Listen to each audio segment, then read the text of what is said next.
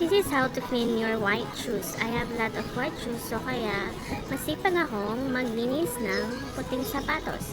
After ko na brush yung sapatos, depende na sa inyo kung gagamitan niyo siya ng sabon or Zonrox or any. Ako gumamit lang ako ng konting Zonrox at saka sabon.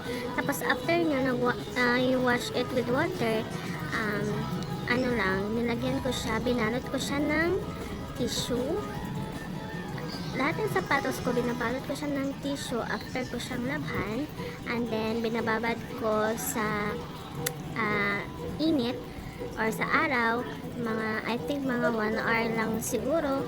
And then after that, yung result niya, wala talaga yung mga stain mo ng mga yellow, parang bumalik siya sa talagang original na pagka-white. That's all. Thank you.